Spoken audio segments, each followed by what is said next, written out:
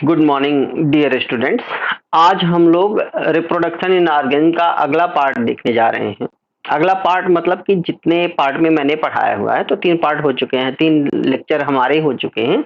आज चौथा लेक्चर हम लोग देखने जा रहे हैं। तो इस वीडियो लेक्चर में हम लोग 2 चीजें देखेंगे। एक तो बडिंग, एसेक्सुअल रिप्रोडक्शन के टाइप देख रहे हैं।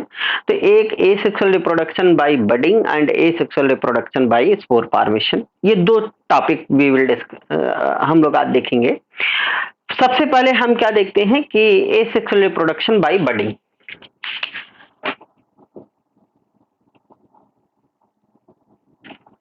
बडिंग बडिंग क्या है? This is a type of asexual reproduction. Budding is type of asexual reproduction. इस बडिंग को हम और क्या कहते हैं? It is also known as sporulation. It is also known as sporulation.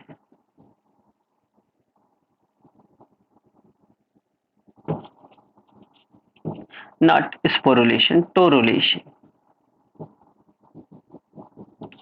Budding और टोरुलेशन। बडिंग का दूसरा नाम क्या है? टोरुलेशन भी कहते हैं। तो बडिंग एसेक्सुअल रिप्रोडक्शन का एक टाइप है, इसको टोरुलेशन भी कहते हैं। बडिंग जो होती है, देखिए यह बडिंग, दिस बडिंग किसमें किसमें होती है कि this takes place in unicellular में भी होती है और ये मल्टीसेलुलर में भी होती है।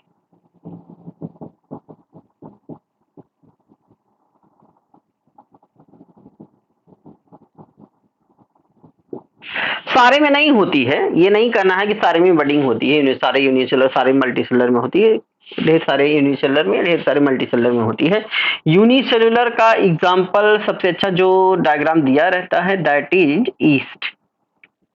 देखिए ईस्ट वास्तव में क्या है कि दिस ईस्ट एक फंगस है। East is unicellular fungus. Unicellular fungus है जिसको हम और क्या कहते हैं कि यूनिसेलुलर फंगस है। This is the east. तो इसमें जब बड बनती है तो बडिंग से एसेक्सुअल रिप्रोडक्शन होता है। इस एसेक्सुअल रिप्रोडक्शन में तो एक्चुअली क्या होता है कि सबसे पहले इसमें एक प्रोट्यूबरेंस या आउटग्रोथ बनती है on any side of body. तो इस फंगस, चूंकि बॉडी का मतलब कि ये यूनिसेल, एक ही सेल है जो पूरी की पूरी सेल रिप्रोडक्टिव यूनिट की तरफ बिहेव कर रही है। तो ये फंगस में क्या बनेगा? एक प्रोट्यूबरेंस बनेगा इस तरीके से। दिस इज द प्रोट्यूबरेंस और बड बनेगी। तो ऑब्वियसली देखिए प्रोट्यूबरेंस बनेगी तो सबसे पहले क्या होगा कि सबसे पहले फर्स्ट द साइटोप्लाज्म डिवाइड। तो जब ये फंगस यीस्ट जो है क्या करेगी? बड बनाएगी। तो उसमें क्या हो रहा है कि इसका साइटोप्लाज्म पहले डिवाइड हो रहा है। साइटोप्लाज्म डिवाइड होकर किसमें चला गया? इसका मतलब कि साइटोप्लाज्म डिवाइड होने को हम क्या कहते हैं? साइटोकाइनेसिस।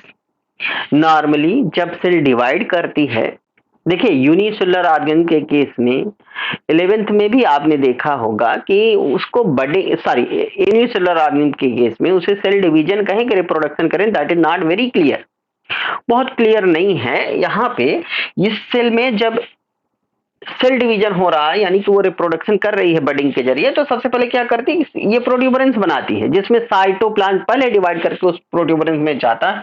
साइटोकाइनेसिस पहले होती है, then it is followed by the karyokinesis, फिर इसका न्यूक्लियस डिवाइड होगा। अब उसके बाद क्या लिखेंगे कि it is followed by division of nucleus.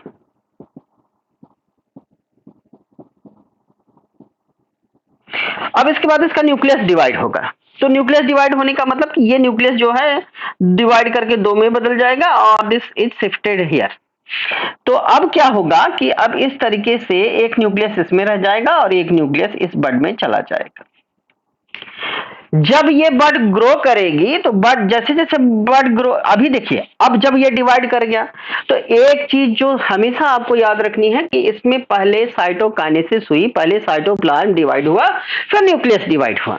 इसमें इसके बाद क्या हुआ कि ये पहली चीज थी। दूसरी चीज कि जो ये पेरेंट सेल है इसके बाद डिवाइड होके जब दो सेल बनी तो ये क्या है, पेरेंट सेल, और ये क्या है, डॉटर सेल जो नई बनी। जो पेरेंट सेल है वो साइज में थोड़ा सा बड़ी रहती है और ये साइज में थोड़ा सा छोटी रहती, यानी कि इक्वल डिवीजन नहीं हुआ, इक्वल डिवीजन नहीं हुआ। पेरेंट सेल बड़ी है, डॉटर सेल बाद में वो बड़ी होकर के उसके बराबर हो जाएगी, लेकिन अभी इनिशियली पेरेंट सेल का एग्जिस्टेंस अभी है। नॉर्मली जब यूनिसेलुलर आर्गेनिज्म में सेल डिवीजन होता है तो the existence of the parent cell is lost. यहाँ पे पेरेंट सेल है, बरकरार है। ये चीज जानना, जो चीज बडिंग में सबसे ज्यादा जरूरी समझना है वो ये कि पहले साइटोकाइनेसिस होती है, फिर न्यूक्लियस डिवाइड होता है। दूसरी चीज कि यहाँ पे पेरेंट सेल बरकरार रहती है, बनी रहती है, उसका अस्तित्व बना रहता है, देयर एग्जिस्टेंस इज सस्टेन्ड, बरकरार रहता है। और जो डॉटर सेल बनती है अनइक्वल डिवीजन होता है, डॉटर सेल छोटी होती है, पेरेंट सेल बड़ी होती है। फिर इसके बाद अगर मान लीजिए कि इस पे और भी बड्स बन गई तो वो चेन ऑफ बड भी बन सकती है, एक से अधिक भी बन सकती है इस तरीके से। लेकिन बाद में ये क्या करती है, ये सेल बेस पे कॉन्स्ट्रिक्ट करती है, यहाँ पे कॉन्स्ट्रिक्ट करेगी और फिर ये इससे सेपरेट हो जाएगी, या चेन ऑफ बड बन जाती है, वो सेपरेट हो सकती है। तो ये क्या हुआ कि budding in case of unicellular organism. क्या चीज आपको याद रखनी है, कैरियोकाइनेसिस बाद में होती है, साइटोकाइनेसिस पहले होती है। साइटोप्लाज्म पहले डिवाइड करता है, कैरियोकाइनेसिस फिर न्यूक्लियस डिवाइड करता है, पहली चीज। दूसरी चीज की पेरेंट सेल बरकरार रह जाती है, उसका एग्जिस्टेंस लॉस नहीं होता है, वो बनी रहती है। उससे डॉटर सेल छोटी होती है, पेरेंट सेल बड़ी होती है, या अनइक्वल डिवीजन हुआ। कभी कभी देखिए क्या होता है कि जब बडिंग होती है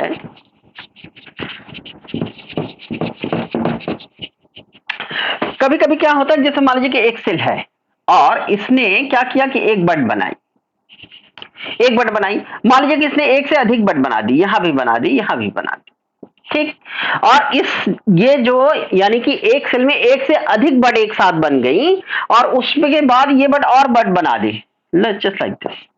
तो इसको क्या कहते हैं, दिस कॉम्प्लेक्स बडेड कंडीशन।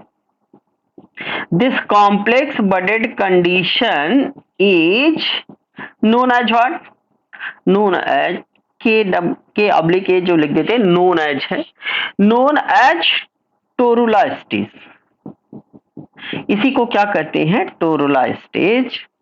हमने कहा था budding is also known as what, torulation. Budding को टोरुलेशन कहते हैं। टोरुला स्टेज क्या है कि अगर किसी सेल में, पेरेंट सेल में एक साथ एक से अधिक बड बन जाए और वो बड फिर और बड बना ले तो वो एक कॉम्प्लेक्स बडेड कंडीशन होती है, कॉम्प्लेक्स कंडीशन होती है। और उस कॉम्प्लेक्स बडेड कंडीशन को ही क्या कहते हैं, टोरुला स्टेज। तो this was about the budding in case of unicellular individual. After this we will discuss the budding in case of multicellular individual.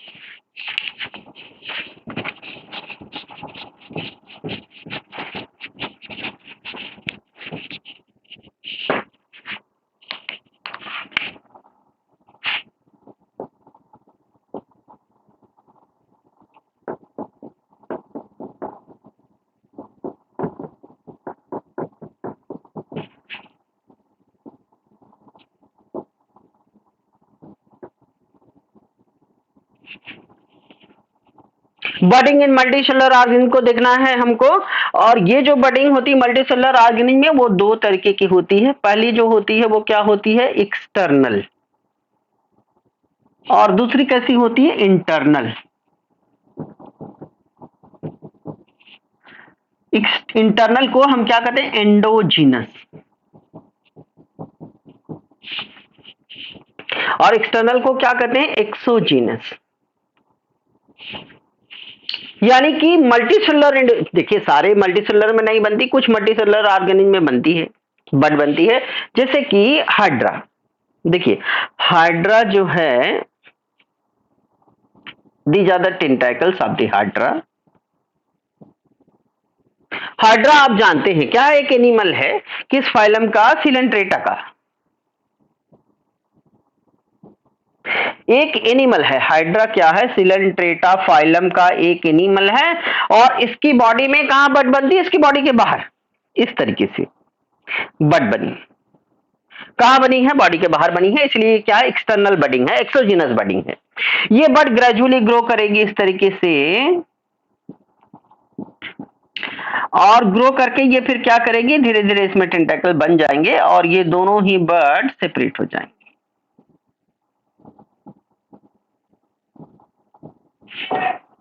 ये पेरेंट ऑर्गेनिज्म है और ये डॉटर है। तो एक नया, इस बर्ड से एक नया इंडिविजुअल बना। देखिए एक चीज याद रखिएगा कि इस हाइड्रा के केस में बर्ड को एक्सटर्नल या एक्सोजिनस बर्डिंग कर रहे हैं, क्योंकि बर्ड जो बन रही है वो बॉडी के बाहर बन रही है, on the outer surface of the body बन रही है। then it grows, bears the tentacle and finally it detaches from the parent individual। Parent से अलग हो जाकर के वो नया ऑर्गेनिज्म बना दे रही, नया हाइड्रा बना दे रही। कभी कभी क्या होता है कि जो बर्ड है वो डिटैच नहीं होता है, फिर वो कॉलोनी बना देता है। इसका भी एक एग्जांपल देख लीजिए कि एक्सटर्नल बडिंग में कभी कभी बर्ड डिटैच नहीं होती है, जैसे कि इन case of Sycon.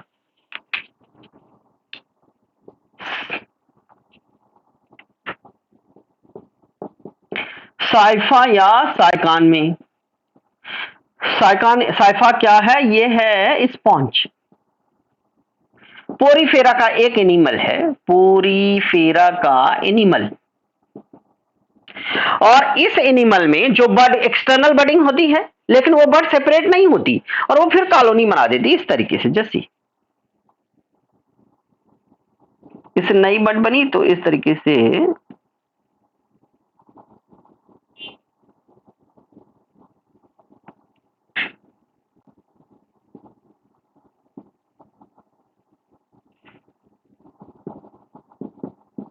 This is the sponge,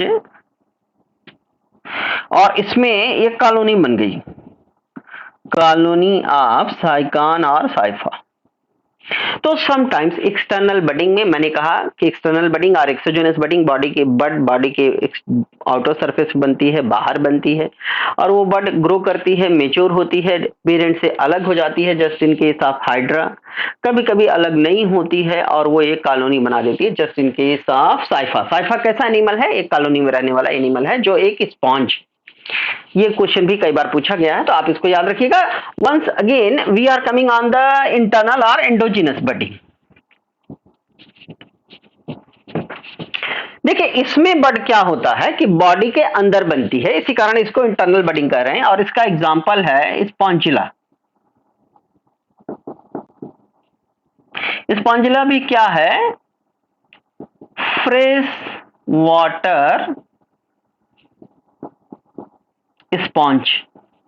देखिए जनरली जो पोरीफेरा के मेंबर्स होते हैं वो मरीन होते हैं, समुद्र वाले पानी में पाए जाते हैं, लेकिन ये कुछ ही होते हैं जो फ्रेश वाटर में होते हैं। पोरीफेरा के सारे मेंबर मरीन नहीं होते, दे आर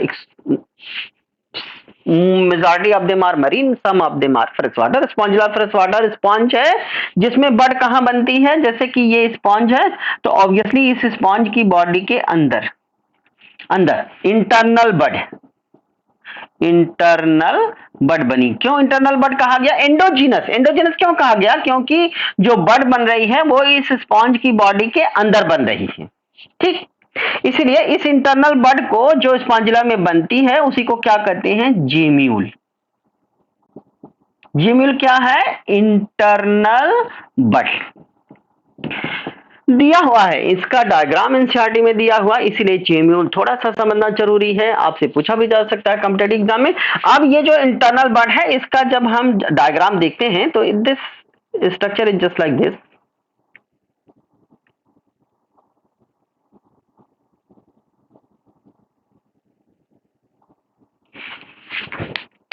ये जेम्यूल है, this is gemmule, gemmule internal bud spongilla में, और ये इसके जो स्पिक्यूल्स लगे रहते हैं, दीज आर स्पिक्यूल्स। और ये इसमें क्या है कि ये इसकी बॉडी की आउटर कवरिंग है, outer covering. This one is what, internal covering. यहां पे एक ओपनिंग पाई जाती है जो बंद रहती है, जैसे क्या कहते हैं, माइक्रोपाइल। और इसके अंदर क्या पाया जाता है, ढेर सारी सेल पाई जाती है। डायग्राम चूंकि एनसीईआरटी में बना हुआ है इसलिए अलर्ट रहिएगा, आपसे ये पूछा जा सकता है। ये जो सेल इसके अंदर पाई जाती है इसे क्या कहते हैं, these are archaeocyte cell. Archaeocyte cell. ये आर्कियोसाइट सेल कैसी होती है, totipotent cell, totipotent cell.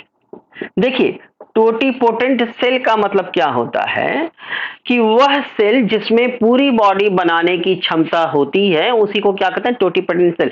The cell which have the ability to produce the whole body, that is known as what, totipotent cell, and that event is known as what, totipotency. तो इस internal बड, जिसे हम क्या कहते हैं, Spongilla में पाई जाने वाली इंटरनल बड को हम जेम्यूल कहते हैं। और इस जेम्यूल में इंटरनल बड पाई जाती है, इसकी दो कवरिंग होती है, outer covering, inner covering. Inner covering के अंदर ढेर सारी टोटीपोटेंट सेल पाई जाती है जिसे कहते हैं आर्कियोसाइट सेल। ये आर्कियोसाइट सेल जब मेच्योर हो जाती हैं तो इस माइक्रोपाइल से लिबरेट होती हैं, रिलीज होती हैं, बाहर आती हैं। स्पॉन्जिला चूंकि पानी में पाया जाने वाला है, फ्रेश वाटर स्पॉन्ज है, they are release into the water, और सारी की सारी आर्कियोसाइट सेल में ये क्षमता होती है कि they can produce the new sponge. तो this one was the internal budding. Internal budding में जेम्यूल, जेम्यूल का डायग्राम एनसीईआरटी में दिया हुआ है और आपसे पूछा जा सकता है, एनसीईआरटी में दी हुई कोई भी चीज जरूरी है तो obviously this diagram they have given. Diagram की ये मैंने लेबलिंग भी कर दी है, और इंटरनल बडिंग क्या होती है that also we have discussed. अब इस बडिंग के बाद, तो this was about the budding. हमने यूनिसेलुलर ऑर्गेनिज्म में बडिंग देखी, और यूनिसेलुलर के बाद हम लोगों ने क्या देखा कि budding in case of multicellular individual, external भी और इंटरनल भी। इस बडिंग के बाद थोड़ा सा हम डिफरेंस देख लेते हैं कि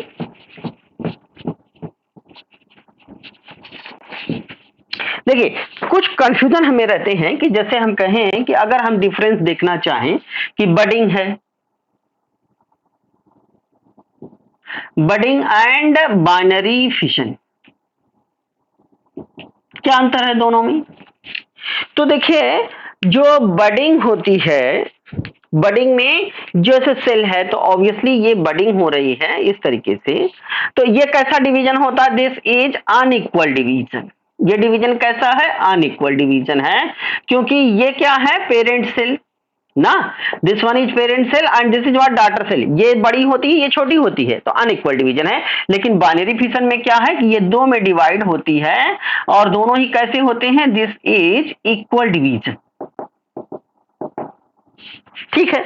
दूसरी चीज कि इसमें जब ये डिवाइड हुई तो पेरेंट सेल खत्म हो गई, ये तो अब खत्म हो गई, ये बची दोनों डॉटर सेल। इसमें क्या है कि ये डिवाइड हुई तो ये दो बनी, पेरेंट सेल भी बची रही। तो यहां पे हम क्या लिखेंगे कि parent cell exist after division. Division के बाद भी पेरेंट सेल रहती है, वो बाद में नहीं हो जाती है। यहां पे पेरेंट सेल क्या होती है, पेरेंट सेल इज लॉस्ट।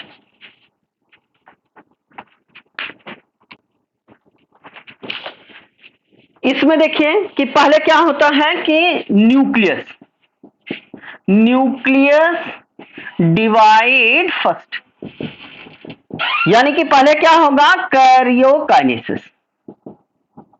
ठीक है, यानी कि बाइनरी फिशन होना है तो इसका न्यूक्लियस डिवाइड होकर दो में बदल जाएगा, फिर क्या होगा, इसका साइटोप्लाज्म दो में डिवाइड हो जाएगा। फिर यानी कि पहले कैरियोकाइनेसिस हुई, फिर क्या हुआ, साइटोकाइनेसिस। यहां पे ऐसा नहीं है, इसके पहले बडिंग में हमने देखा कि पहले क्या हुआ, साइटोकाइनेसिस पहले होती है। साइटोकाइनेसिस पहले होगी first, then it is followed by karyokinesis. और साइटोप्लाज्म का जो डिवीजन हुआ अनइक्वल हुआ। साइटोप्लाज्म का डिवीजन यहाँ पे कैसा है, साइटोकाइनेसिस हुई, लेकिन जो साइटोकाइनेसिस क्योंकि छोटा बड़ा बन रहा है, साइटोकाइनेसिस इज अनइक्वल। यहां पे साइटोकाइनेसिस कैसी होती है, इज इक्वल। उस शुरू में ही हमने देखा कि इक्वल होती है, अनइक्वल होती है, दैट वी हैव डिस्कस्ड।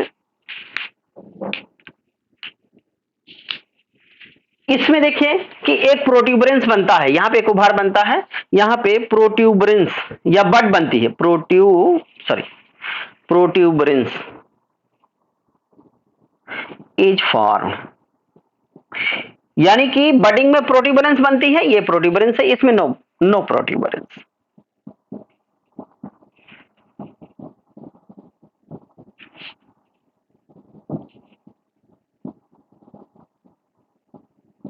इसमें कोई प्रोट्यूबरेंस नहीं बनती। तो this is the difference between the budding and binary fission. केवल यही याद रखिएगा, बडिंग में पहले साइटोप्लाज्म डिवाइड होता है, बाइनरी फिशन में पहले न्यूक्लियस डिवाइड होता है। बडिंग में अनइक्वल डिवीजन होता है, दो डॉटर सेल जो बनती है वो अनइक्वल होती है, इसमें इक्वल होती है। इसमें पहले साइटोकाइनेसिस होती है, इसमें पहले कैरियोकाइनेसिस होती है। इसमें पेरेंट सेल का एग्जिस्टेंस बना रहता है, इसमें पेरेंट सेल डिसअपियर हो जाती है। इसमें प्रोट्यूबरेंस बनती है, इसमें प्रोट्यूबरेंस नहीं बनती। इसके बाद थोड़ा सा हम क्या देखेंगे कि difference between binary fission and multiple fission.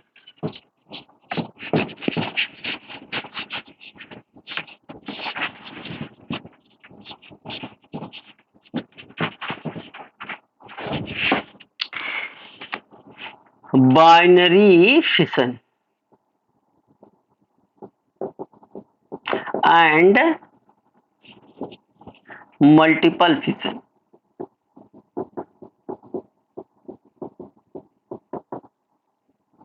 देखिए बाइनरी फिशन में देखिए क्या होता है कि अब इसमें तो न्यूक्लियस एक ही बार डिवाइड होकर दो में बदल गया, यानी कि nucleus divide many times, divide once, एक ही बार डिवाइड हो।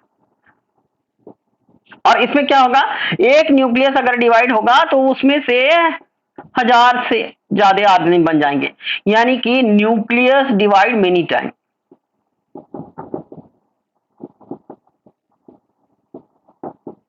कई बार डिवाइड होता है। यह कब होता है बाइनरी फिशन, जब वातावरण की दशा अनुकूल हो, फेवरेबल कंडीशन में होता है। यह कब होता है, फेवरेबल कंडीशन में। और ये कब होता है, दोनों समय। फेवरेबल में भी आपने देखा था अमीबा के केस में प्लाज्मोडियम फेवरेबल एंड अनफेवरेबल दोनों में ही होता है, दोनों कंडीशन में होता है। यहां पे जब डिवाइड होती है सेल तो इसका एग्जिस्टेंस खत्म हो जाता है, कुछ बचता नहीं है, यानी कि no residue is left, no residue is left. कहने का मतलब क्या कि एक सेल डिवाइड करके दो बनाई तो ये दो डॉटर सेल बनी, ये खत्म, कुछ पीछे बचा नहीं। इसमें क्या हुआ कि जब ये सिस्ट बनाती, जैसे मान लीजिए किसने सिस्ट बनाया और 1000 ऑर्गेनिज्म या मोर देन 1000 ऑर्गेनिज्म ये बाहर आ गए, तो cyst is left, cyst is left behind, यानी कि जो सिस्ट है वो बची रह जाती, यानी कि रेजिड्यू इज देयर।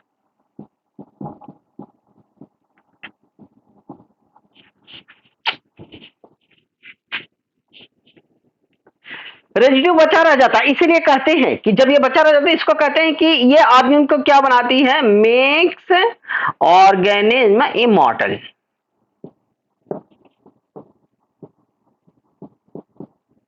और ये क्या करेगी, क्योंकि बचा हुआ है तो do not make the immortal, do not make organism immortal.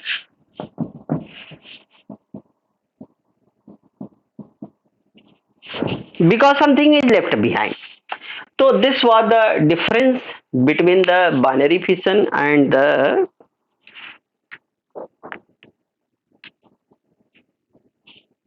Multiple fission.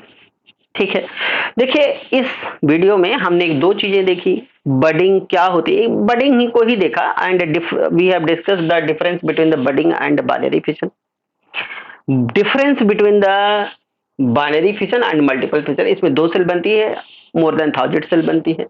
इसमें न्यूक्लियस एक ही बार डिवाइड होता है, इसमें कई हजार से ज्यादा बार डिवाइड होता है, फिर साइटोप्लाज्म में इकट्ठा होता है, वो प्रोसेस आप देख चुके हैं।